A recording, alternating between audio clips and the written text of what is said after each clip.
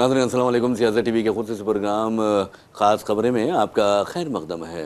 मैं मोहम्मद रियाज अहमद और मेरे साथी सैयद इस्माइल ज़बीउल्लाह। अस्सलाम वालेकुम। बहरहाल नाज़रीन, जहाँ तक खबरों का सवाल है, अब अच्छी तरह जानते हैं कि आज की जो ताज़ा खबर है, आज की जो सबसे ख़ास खबर है, वो है अमेरिका और ईरान के दरमियान बातचीत, और ये इस्लामाबाद में हो रही है। और आज की बातचीत में आपको बता दूं कि अमेरिकी नायब सदर JD वेंस के साथ साथ अमेरिका के जो सदर हैं डोनाल्ड ट्रंप, जिनके बारे में कहा जाता है कि वो दिमागी तौर पर अनफिट है, लेकिन हम तो इस पर से इत्तेफाक नहीं करते, क्योंकि आप खुद फैसला कर सकते हैं उनके इक़दामात से, उनके हरकत व सुकनात से, उनकी बॉडी लैंग्वेज से, उनके लहजे से, उनके नाचने गाने से, उनके गालियाँ देने से, गालियाँ बकने से। तो बहरहाल उनके दामाद है, यहूदी दामाद है उनके, जेड केशनर, उसके साथ विटकोफ उनके ख़ास नुमाइंदा है वो, और दूसरे जो कायदीन हैं अमरीकी, वो इस्लामाबाद यानी पाकिस्तान पहुंच चुके हैं। और वहाँ पर उनको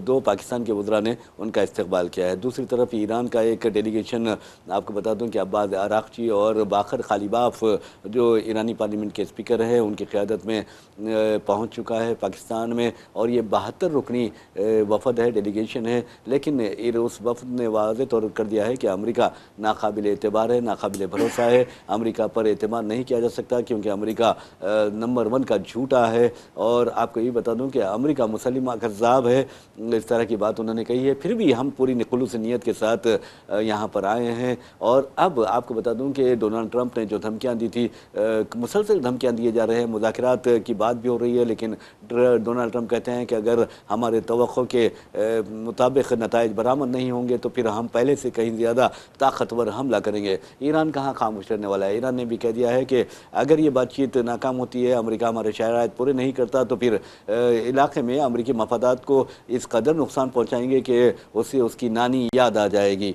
तो बहरहाल नाज़रीन, आपको बताता हूँ कि धमकियों और जवाबी धमकियों का सिलसिला जारी है। उस बीच ये मुज़ाकरात भी मतलब आपने देखा कि किस तरह आगे बढ़ रहे हैं, लेकिन पाकिस्तान की इज़्ज़त भी अब फिल वक्त दाव पे लगी हुई है। आपने डोनाल्ड ट्रंप के कहने पर या डोनाल्ड ट्रंप के दबाव पर आपने एक आर्जी जंगबंदी तो करवा दी 12 दिन की, लेकिन क्या ये जंगबंदी आर्जी मुस्तकिल जंगबंदी हो सकती है?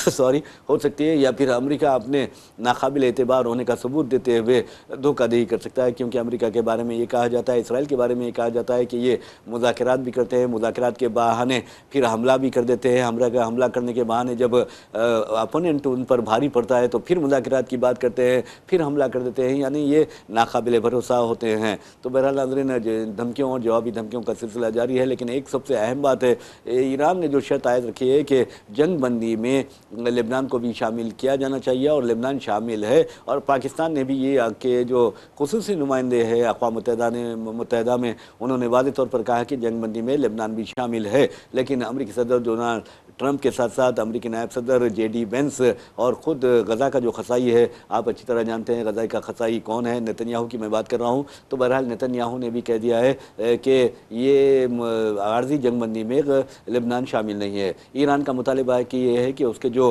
फंड्स है, फ्रोज़न फंड्स है, यानी मुंजमद फंड्स है, तकरीबन 100 लेकर 120 अरब डॉलर के, वो भी जारी कर दिए जाए, और 47 वर्षों से उस पर जो पाबंदियाँ आयद की गई हैं उन पाबंदियों को उठा लिया जाए। तो ये इस तरह की शराइत ईरान ने रखे हैं। लेकिन अमेरिका की जो सबसे बड़ी शर्त है वो ये है कि अफज़ूदा यूरानियम जो है वो उसके हवाले कर दिया जाए। तो क्या कोई अपने मेहनत से अपने बच्चे को पैदा करने के बाद क्या वो किसी बच्चे को दूसरों के हवाले कर देता है? ये एक मोटी सी मिसाल मैंने आपके सामने पेश की है। तो अमेरिका क्या अपना यूरेनियम जो है, अफज़ूदा यूरेनियम है, क्या आलमी इदारे बराए जौहरी तवानाई को हवाले करता है? ये सोचने वाली बात है। क्या इसराइल करेगा? ये सोचने वाली बात है। चलिए हम हमारे साथी की सैयद इस्माइल ज़बीउल्लाह की तरफ चलते हैं और पूछते हैं कि क्या ये बातचीत कामयाब रहेगी या फिर बातचीत नाकाम हो जाएगी?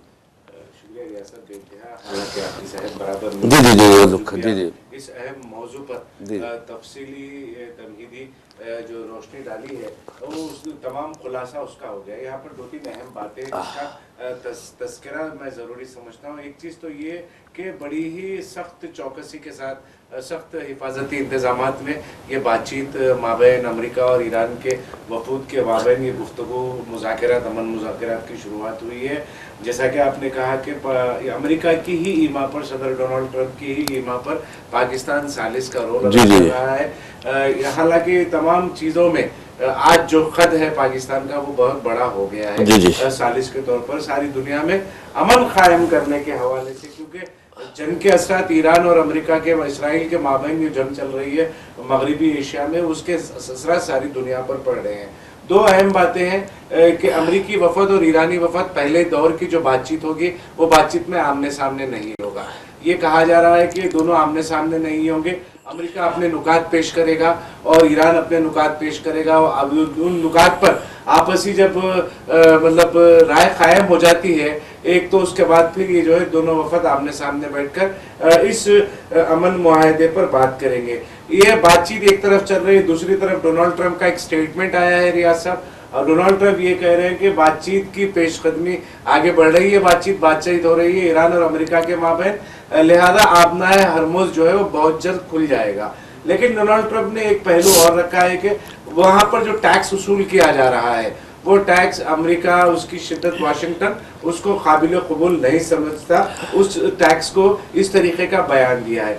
एक तरफ अमेरिका और ईरान के माबैन बात हो रही है जंग बंदी अमन मुज़ाकरात में, लेबनान को शामिल करने की बात की जा रही थी, और लेबनान पर जिस दिन जंग बंदी का ऐलान हुआ था बाज़ाब्ता, उस दिन जारहाना हमला लेबनान पर इसराइल ने किया था, उसमें मासूम 200 से 250 मासूम लोग शहरी मारे गए थे। हालांकि ये सरकारी आदाद शुमार है, सैकड़ों की तादाद में जो शहरी हैं लेबनानी शहरी वो जख्मी हुए थे। अब ये चल रहा है, इधर बातचीत चल रही है, उधर लेबनान पर हमलों का सिलसिला भी जारी है, और फिर ये देखिए इसराइल बिल्कुल नहीं चाह रहा है कि खित्ते में अमन कायम हो, और अमेरिका इसराइल की ये जो खलाबाजियां है वो खलाबाजियों पर खामोश क्यों बैठा हुआ है वो समझ में नहीं आ रहा है। जैसा इसराइल की पार्लियामेंट में एक नया कानून पास हुआ है आपकी सलाह के लिए, 34 ऐसे मगरबी कनारा में 34 नई बस्तियां बाज़ाबाद करके बसाने की ये कानून पास हुआ है। वो कानून कि ओआईसी ने सख्त अल्फाजों में मजम्मत की है, और फलस्तीन की जो अथॉरिटी है, सदर दफ्तर है जो है, उसने भी इसको बैनुल अक़वामी क़वानीन के खिलाफ कही है।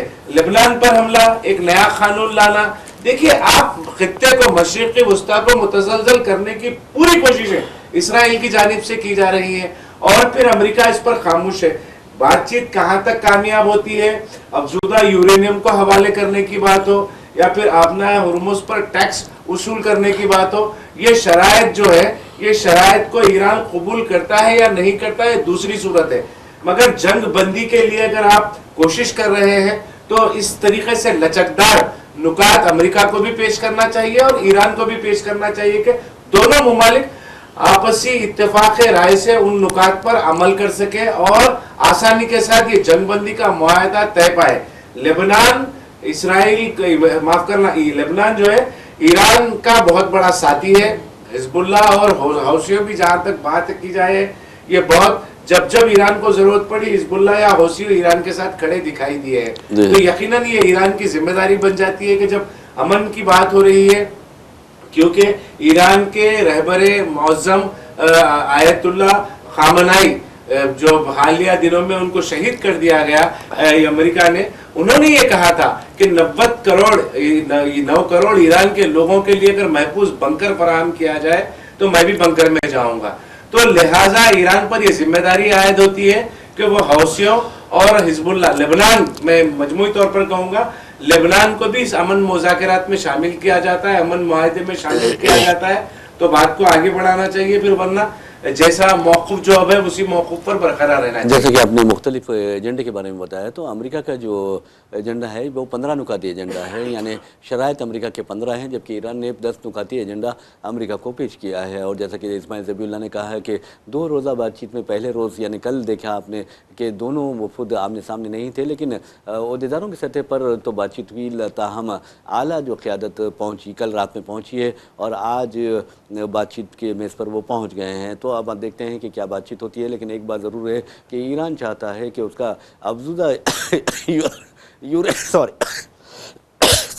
अफजुदा यूरेनियम हवाले करने का जो मुतालबा किया जा रहा है, उसका प्रोग्राम सिर्फ़ और सिर्फ पुरअमन बक़ाए बाहम के लिए है, किसी को तबाह व बर्बाद करना नहीं है। क्योंकि आप देखेंगे कि साबिक़ रहबर आला आयतुल्लाह अली ख़ामेनी ने एक फ़तवा जारी किया था कि आम तबाही के जो हथियार होते हैं वो हराम होते हैं और उससे इंसानियत को नुकसान पहुंचता है। तो ईरान पहले ही ऐलान कर चुका है कि हम आम तबाही के हथियार तैयार नहीं कर रहे हैं, लेकिन दुश्मन जब अगर पीछे पड़ जाए तो इस्लाम भी इजाज़त देता है, इवन अगर कोई मूजी जानवर आपको काटने का खदशा होता है मूजी जानवर के, तो आप उसको हलाक कर दे सकते हैं। सांप नमाज तोड़कर, सही है, यानी सांप है, बिच्छू है और जो भी है, अगर उससे इंसान को नुकसान पहुंचता है, इंसान की जान को नुकसान पहुंचता है तो उसका इलाज करना ज़रूरी है, यानी उसे मार सकते हैं। तो सेल्फ डिफेंस का जो तालीम इस्लाम ने दी है बहुत ही प्यारी तालीम है। जब इस वक्त कहा है जब आपकी जान को ख़तरा हो। अब अमेरिका तो मैं समझता हूँ और इसराइल जो है वो सारी दुनिया के लिए ख़तरा बने हुए हैं,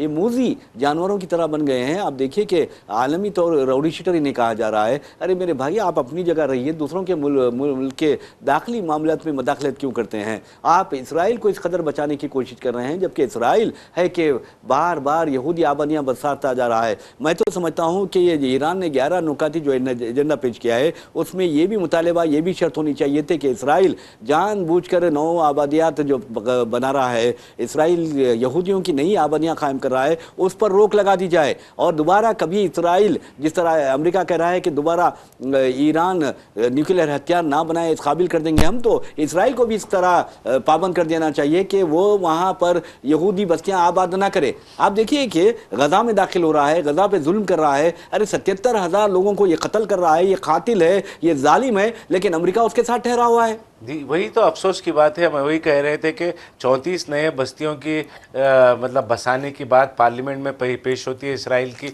और अमेरिका खामोश है। और ऐसे वक्त में आप देखिए क्रोनोलॉजी को, अब यहाँ पे कड़ियों को अगर हम जोड़ें तो ये इससे साफ जाहिर है कि इसराइल खित्ते में अमन नहीं चाह रहा है। इसराइल चाह रहा है कि खित्ते में मुसलसिल जंग होती रहे, ईरान पर हमला जारी रहे अमेरिका का, ताकि इसराइल को भी मौका मिल जाए इसी बहाने, अमेरिका का साथ देने के बहाने से, कि वो ईरान पर हमला करे, लेबनान पर हमला करे, दीगर अरब ममालिक है उनको अपना निशाना बना सके आसानी के साथ।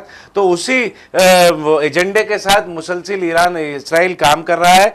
और ईरान, जैसा कि आपने बहुत ही अच्छा एक नुक्ता उजागर किया है रियाज साहब, कि यकीनन उसको ईरान को चाहिए कि तमाम चीज़ों को शामिल करे। ये बाज़ाबातकारी का जो काम है ईरान इसराइल का, उस पर ईरान रोक लगाने के लिए भी वो जो एजेंडा तैयार हो रहा है, नुकात जो तैयार हो रहे हैं, 15 नुकात अमेरिका की जानिब से आए हैं, बाकी के ईरान जो पेश करेगा, तो उसमें इसको भी शामिल करना बेहद ज़रूरी होता है, क्योंकि इसराइल को वहां पर रोकने की सख्त ज़रूरत है। इसराइल नहीं चाह रहा है कि खित्ते में अमन कायम हो। बिल्कुल आपने सही कहा। वैसे भी नाज़रीन आपको बता दूं कि इसराइल की मय्यारी जो मक्कारी है, अय्यारी है, और जो उसकी दज्जाली जहनीत है उस पर काबू पाना बहुत ज़रूरी है। क्योंकि दज्जाली जो जहनीत होती है वो ईमान वालों को यानी ठिकाने लगाने के लिए होती है। और आपको ये बता दूं कि अब फिलवक्त इसराइल बार बार ये कह रहा है कि हम दज्जाल का, मसीह दज्जाल का इंतज़ार कर रहे हैं, जबकि आपको बता दूं कि मुसलमान जो हैं वो हज़रत महदी अलैहिस्सलाम का इंतज़ार कर रहे हैं, हज़रत ईसा अलैहिस्सलाम का इंतज़ार कर रहे हैं। और ऐसे में आपको बता दूं कि बहुत अच्छी बात यह हुई कि इस मामले पर, ईरान के मसले पर और फ़लस्तीन के मसले पर, आपको बता दूं कि इसराइल जो ईसाई दुनिया है, ईसाई दुनिया के कैथोलिक जो ईसाई हैं उनके रहनुमा हैं पोप लियो, उन्होंने अमेरिका को लथाड़ा है और कहा है कि अमेरिका कातिलों के साथ खड़ा है। अमेरिका जो है, नाम तो नहीं लिया लेकिन इशारा दे दिया है कि ये मुल्क कातिलों के साथ ठहरा हुआ है, ये मुल्क इंसानों के कत्ल खून करने वालों के साथ ठहरा है, ये मुल्क बमबारी करने वालों के साथ ठहरा है, और हम अगर ईसा अलैहिस्सलाम को मानने वाले तो इनके साथ नहीं ठहर सकते। तो अब उन्होंने खुद, आप देखेंगे कि सारी दुनिया में यहूदी और नसारा भी अपने इख्तलाफात ज़ाहिर करने लगे हैं। पोप का जो बयान आया है, मैं समझता हूँ कि उन्होंने ये जानकर या हकीकत जानकर बयान दिया है कि बराए मेहरबानी आप यहूदियों पर भरोसा ना करें, ये पोप का पैगाम है। जी, यकीनन देखिए रियाज साहब, हालांकि पोप लियो के उस बयान के बाद से 2 मरतबा अमेरिकी सदर डोनाल्ड ट्रंप ने इंतबा दिया है पोप लियो को। आप देखिए आप किस तरीके से तहफ़्फ़ुज़ कर रहे हैं, दिफा कर रहे हैं इसराइल का और यहूदियों का, डोनाल्ड ट्रंप, इससे साफ जाहिर हो रहा है कि पोप लियो के उस बयान के बाद से 2 मरतबा उन्होंने इंतबा दिया, धमकी दी उन्हें। तो जिस तरीके का माहौल बनाने की कोशिश दज्जाली टोले की जानिब से की जा रही है वो काबिल मजम्मत है। मासूम फ़लस्तीनियों का, मासूम गाज़ा के लोगों का, मासूम मगरिबी किनारा के लोगों का, लेबनान के लोगों का, आम शहरियों का जो दहशतगर्दों को ठिकाना बनाने के नाम पर जो कत्ल किया गया है, जो उन्हें शहीद किया गया है, वो काबिल मजम्मत है। इसराइल के ख़िलाफ़ तो बड़ी सख्त कार्रवाइयाँ इंटरनेशनल कोर्ट ऑफ जस्टिस की जानिब से की जानी चाहिए। बहुत सारे तहदीदात और इम्तनाअत जो हैं इसराइल पर आयद किए जाने चाहिए, क्योंकि हर मामले में जंगबंदी की खिलाफ वर्जी, इंसानी हुकूक की खिलाफ वर्जी मुर्तकब पाया गया है बाज़ाब्ता इसराइल। उसके बावजूद भी ना इंटरनेशनल कोर्ट ऑफ जस्टिस का हरकत करता है। जब एक वारंट निकलता है तो बाद अमेरिका जाकर बेंजामिन नेतन्याहू अमेरिका जाता है और वहाँ पर कॉन्फ्रेंस से खिताब करता है, गिरफ्तार करने की किसी के अंदर हिम्मत नहीं होती। तो यकीनन बहुत सारे कार्रवाइयाँ नागुज़ीर हैं, ज़रूरी हैं। ख़ास तौर पर इंटरनेशनल कोर्ट ऑफ जस्टिस की जानिब से इसराइल के ख़िलाफ़ सख्त कार्रवाई की जानी चाहिए। रियाज साहब। जी जी बिल्कुल, आपने सही कहा। बहरहाल नाज़रीन, आपको एक और ख़बर की जानिब लिए चलते हैं और उस खबर का ताल्लुक भी एतमाद से है, उस खबर का ताल्लुक भी आपसी भरोसे से है, मिल्लत के सौदे से है, मिल्लत की खिदमत से है। तो बहरहाल मिल्लत की सौदेबाजी से है। तो आप अंदाज़ा कीजिए कि हिंदुस्तान में बाद ऐसे मुस्लिम कायदीन हैं, नाम का यानी नाम तो मुसलमान हैं लेकिन कायदीन है, पॉलिटिशियंस है, और वो मिल्लत की सौदेबाजी करने में अपना जवाब नहीं रखते। इस सिलसिले में हुमायूं कबीर का नाम मंजर आम पर आया है और आपको बता दूँ कि मगरबी बंगाल में आखिरी मरहले के जो इंतखाबात है वो 29 अप्रैल को होने वाले हैं। और एक वीडियो मंजर आम पर आता है जिसमें हुमायूं कबीर जो बाबरी मस्जिद की दोबारा तामीर के लिए संग बुनियाद भी रखता है, यानी बाबरी मस्जिद के नाम से एक मस्जिद की तामीर का संग बुनियाद रखता है, करोड़ों रुपए वसूल किए जाते हैं। और उसके बाद आप देखेंगे कि वो मैदान में उतरता है, अपने 200 से ज़ायद 200 उम्मीदवारों को मैदान में उतारता है मगरबी बंगाल असम्बली इंतखाबात के लिए। और हैदराबाद की मजलिस इत्तेहाद अल मुस्लिमीन जिस पर बार बार बीजेपी की बी टीम होने के इल्ज़ाम आयद किए गए हैं,